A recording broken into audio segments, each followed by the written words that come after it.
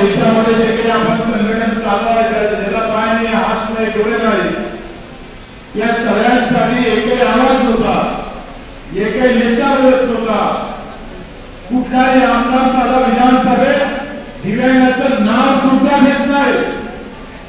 तुम्ही जर रेकॉर्ड जर पाहिलं तर लोकसभा असू दे का विधानसभा असू दे एकही लक्ष दिले नव्हते आणि आम्ही जेव्हापासून काम सुरू केलं गर्वानेच सांगतोय तुम्हाला का बच्चू कडू विधानसभेमध्ये 8 लक्ष रुपये लावून सरकारने घेण्याचं काम केलं। 182 शासन मूल्य आपण काढलं 182 आता इथून समोर दिलेले कार्यकर्त्याची आहे आणि ते जिल्हा प्रमुख महाराष्ट्रात येतो शहराचा जे जे काय तालुका प्रमुख असतात त्या ह्या योजना गावापर्यंत नेल्या पाहिजे। निवड ठराविक दिव्यांगापर्यंत योजना राहता कामा नाही तर इथल्या कार्यकर्त्याचं काम आहे तालुका प्रमुखाचं काम आहे जिल्हा प्रमुखाचं काम आहे तर त्यांनी ही योजना गावातल्या अतिशय शेवटच्या दिव्यांगापर्यंत नेण्याची लढाई इथं संपली नाही। आणि 6000 रुपये मागितले होते आग्रामध्ये 4000 रुपये भेटलं बाजूच्या राज्यामध्ये आणि आपल्या सरकारला 2000 दिले आहे। जोपर्यंत 6000 वाढत नाही तोपर्यंत आम्ही थांबणार नाही। या सन्मान देण्याचं काम आज दिव्यांगाला आम्ही जर इथून 10 वर्षाचं पाहिलं तर साधा ग्रामपंचायत सदस्य सुद्धा विचारत होता काय परिस्थिती होती। आता आमदार सुद्धा तुम्हाला विचारल्याशिवाय राहत नाही हे आपल्या लढाईचा सगळ्यात मोठं यश आहे। अजून मान सन्मान भेटला आहे हे आपल्या संघटनेचं सगळ्यात मोठं यश आहे आणि त्यासाठी आपण एकत्रित होणं वाढ गरजेचं आहे। 60,000 दिव्यांग आहेत या मंडळामध्ये 60,000 आपण उपस्थिती राहतो आपण आंदोलनात किती येतो तुमच्यासाठी लढा मग लढले पाहिजे तर गर्दी झाली पाहिजे।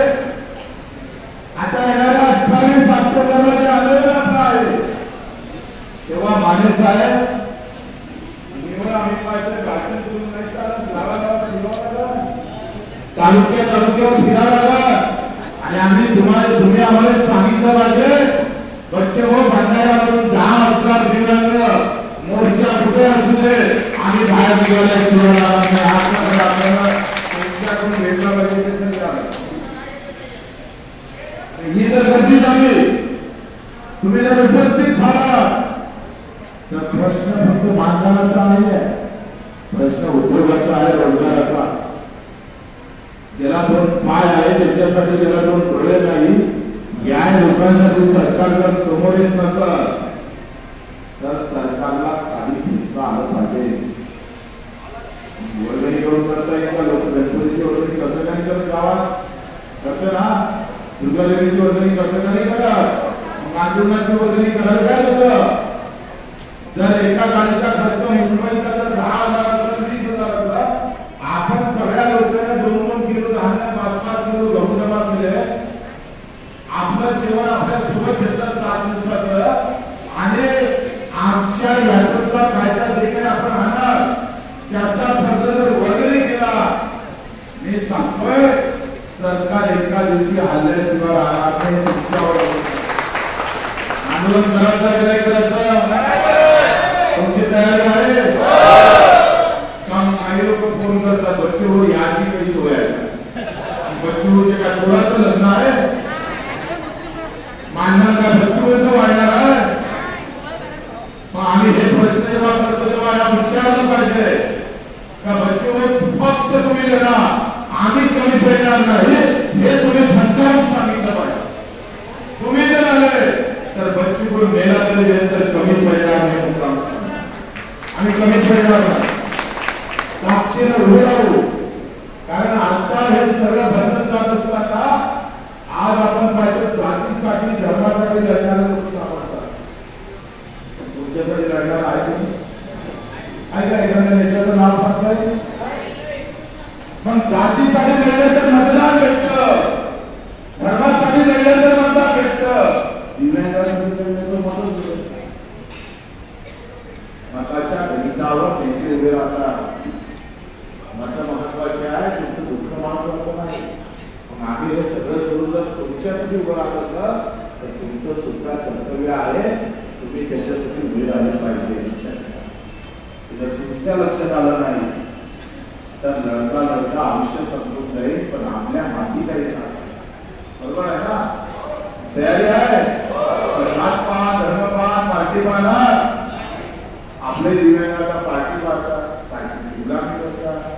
असू दे ना पार्टी कोणते कुठल्याही जातीचे असू द्या, पण जेव्हा दिव्यांग म्हणून उभा आहे ना तेव्हा जात पात धर्म पार्टी नाही तर मी दिव्यांगला एवढ्या ताकदीने उभं राहिलो, या विचाराने उभं राहिलो. या विचाराने जेव्हा उभं राहा तेव्हा किती देतो केंद्र सरकार? केंद्र सरकार पर महिन्याने फक्त 200 देतो. मोदी जी ने नाम प्रेस देते, अब मेरा भाई मेरा जो अपंग है विकलांग है इसको कोई विकलांग नहीं बोलने वाला, दिव्यांग बोलने वाला. दिव्यांग से हुआ चल सकता है फक्त 200 रुपये महिना दिला पोलिसा दिव्यांगाला. ही अवस्था आहे. आमचा खासदार बोलत नाही, आमचे मंत्री बोलत नाही, 200 रुपये होते. हे तर आपण भांडलो. 7 दिवस अनंत्याग आंदोलन केलं, 8 दिवस आम्ही पायी चाललो, तेव्हा सरकार चालवलं आणि आता 1000 रुपये वाढवले.